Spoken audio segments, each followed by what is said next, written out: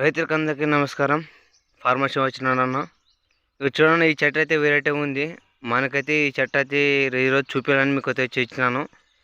చాలా వెరైటీగా ఉంది. దీనికైతే చాలా ఇత్తనాలు అయితే కాసినవి.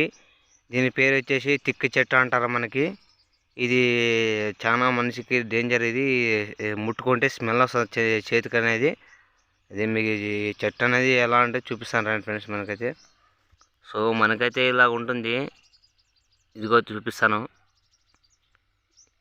ఇలాంటి ఇత్తనాలు ఇట్లా సేమ్ ఇట్లా పూత ఇట్లా కాసిందో మనకి మిరపకాయ అనేది ఇట్లా కాసింది. దీనికి చాలా ఇది ఈ సీజన్లో చలికాలం ఇది. ఈ సీజన్లో అయితే బాగా కాస్తున్నాం. మనకైతే దీన్ని ఓపెన్ చేసి చూపిస్తాం. మళ్ళా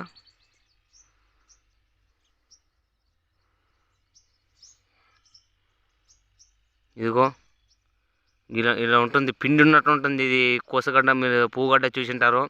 ఆల్రెడీ తినే దండగా మెత్తగా ఉంటుంది. ఇది ఇంకోటి చూద్దాం మళ్ళా. సో ఇలాంటి ఇట్టుంది మనకి పువ్వు అయితే వెరైటీగా ఉంది చెట్టు మనకి. ఇది తిక్కి చెట్టు అంటారు. దీన్ని ముట్టుకుంటే చేతికి స్మెల్ వస్తుంది.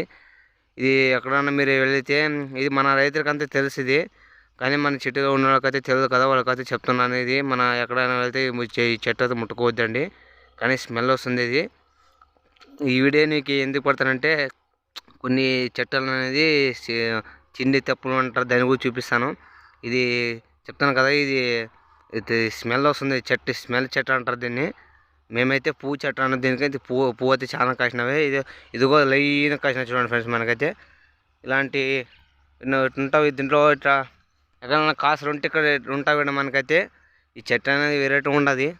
ఈ చెట్టు ఎక్కడైనా చూసింటే కామెంట్ చేయండి. మీకు ఇది లైక్ చేసుకోండి. చూపించిన ఫ్రెండ్స్.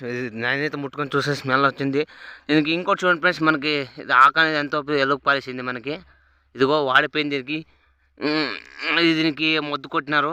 అది ఇక్కడ షేడ్ అయితే వాడిపోయింది. ఉంటే బాగా డేంజర్. పసరు కూడా తినవు ఇవి.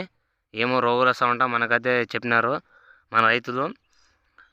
ఇలాంటి చెట్టు అనేది మీకు చూపించాను. మా ఛానల్ అయితే సబ్స్క్రైబ్ చేయండి. అలాగే మీకు రైతు అయితే ఇష్టమా, ఫార్మర్స్ అంటే ఇష్టమా, అలాగే లైక్ చేయండి. సరే, ఉంటాను మళ్ళీ.